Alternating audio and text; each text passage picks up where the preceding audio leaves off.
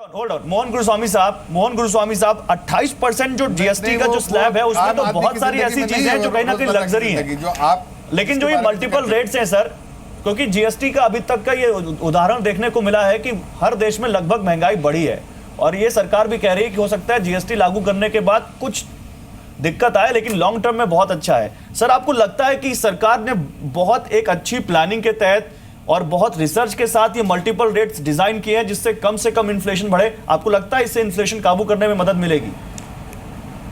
नहीं, दाम तो कुछ बढ़ेंगे, जरूर बढ़ेंगे, पहले 6-8 महीने में बढ़ेंगे।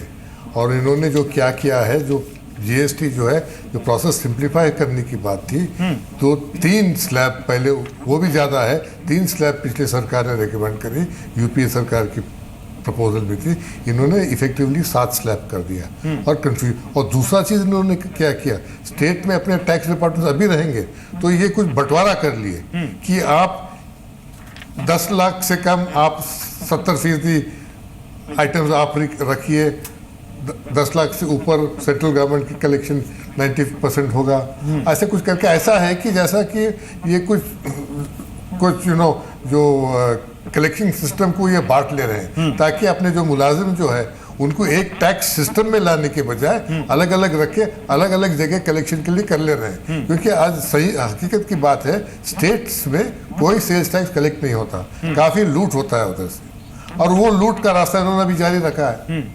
जिस कॉम्प्रोमाइज इन्होंने किया है, जिस unified tax system also means unified tax collection system. Sir मेरा सवाल आपसे इन्होंने गुरुस्वामी साहब, नहीं, ये सवाल तो ये है कि इन्फ्लेशन तो बढ़ेगा और इसके साथ करप्शन भी बढ़ेगा। नहीं तो क्या आपको लगता है कि तो चुनाव में ओरिजिनल प्रॉब्लम जो है गुरुस्वामी साहब, जो आपको लगता है कि इन्फ्लेशन बढ़ेगी, करप्शन बढ़ेगा, तो ये तो उनके खिलाफ जा सकता है, सरकार के खिलाफ जा सकता है।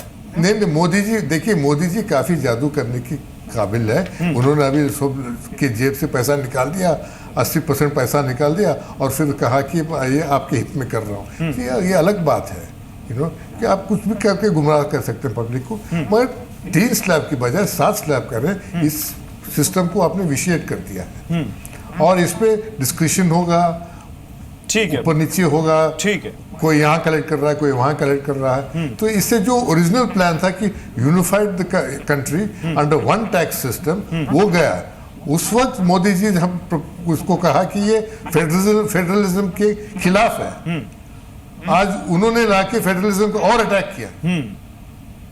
चलिए ठीक है, मैं इस पर तो, मैं यही सवाल लेके जाता हूँ राजीव रंजन के पास। राजीव रंजन, जीएसटी लागू होने वाला है, हम बहुत करीब है और स्टेट्स को भी इसमें शामिल करके सरकार ने जीएसटी काउंसिल में कहीं ना कहीं सबकी सहमति से कुछ रेट्स तय किए हैं।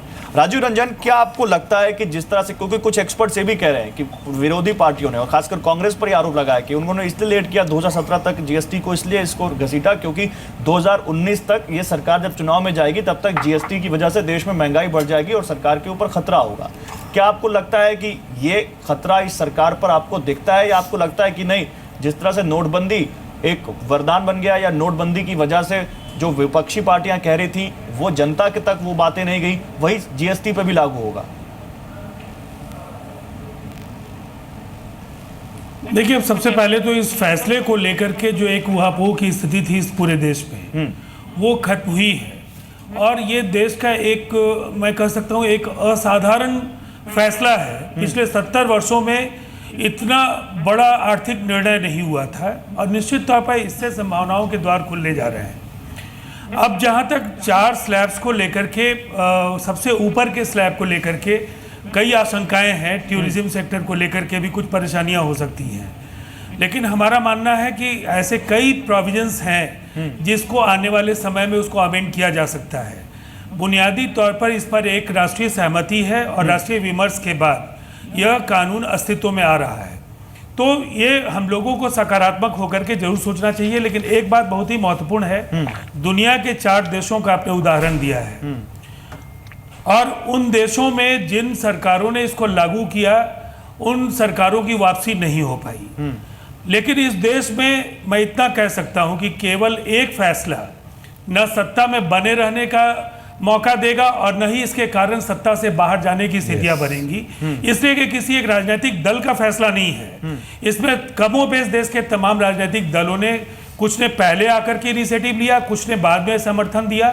जनता दल यूनाइटेड एक ऐसी पार्टी थी जो पहले दिन से जीएसटी के सवाल पर केंद्र के साथ थी, लेकिन अंतिम फैसले तक आने के दौरान देश के तमाम राजनीतिक दल और आर्थिक फैसलों को प्रभावी बनाने में जिन समूहों और संस्थानों की भूमिका महत्वपूर्ण हो सकती थी, उन सब ने इस फैसले के साथ सहमति जताई। तो आपकी बात का मतलब ये निकाले राजीव रंजन कि ये फैसला मोदी सरकार के लिए कोई खतरा हो या ना हो, लेकिन वरदान जरूर साबित होने की संभावना है, को कम करना होगा, मास्टर स्ट्रोक साबित होने की संभावना ज्यादा है। आपकी बातों का ये मतलब निकालें। देखिए,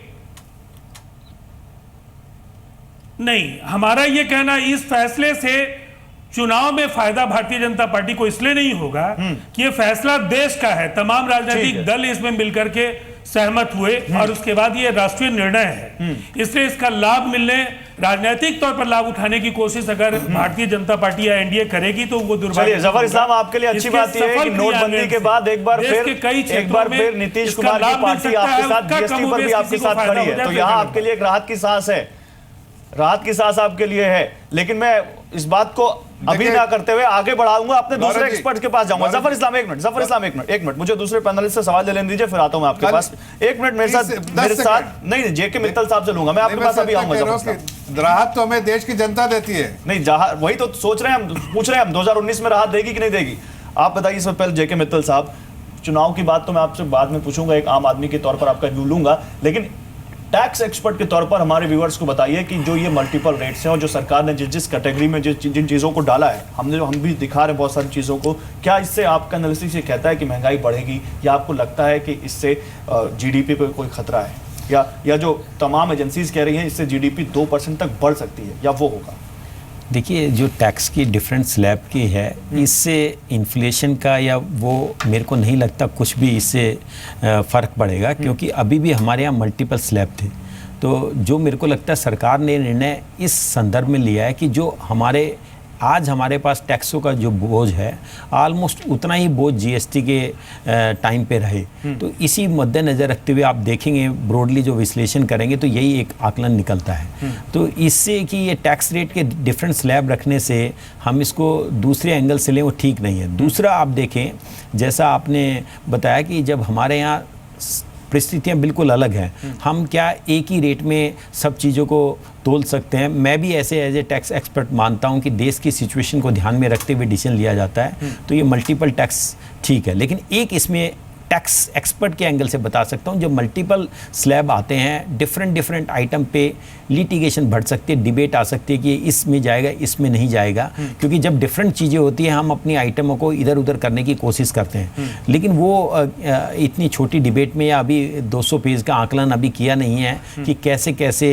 वो किस कैटेगरी में। ठीक है, तो आपके हिसाब से मल्टीपल रेट सही है, और महंगाई सरकार ने पूरा सोच समझ के महंगाई को काबू करने के लिए ये मल्टीपल रेट्स बनाए हैं। रोहित जैन, आप मानते हैं इस बात को? रोहित जैन, आपको लगता है कि जो प्रेसिडेंट अभी तक जीएसटी का रहा है, दूसरे कंट्रीज में इन्फ्लेशन जाता है ऊपर, जीडीपी के ऊपर असर पड़ता है, वो इस मल्टीपल रेट्स के बाद और इन कैटेगरीज के बाद जिन प्रोडक्ट्स को, जैसे agree commodities, essential commodities GST के दायरे से बाहर है, या जो बहुत बेसिक चीजें हैं वो बहुत कम जीएसटी के रेट में है, इससे वो जो अभी तक का दूसरे देशों में हमने उदाहरण देखा वो भारत में नहीं होने वाला?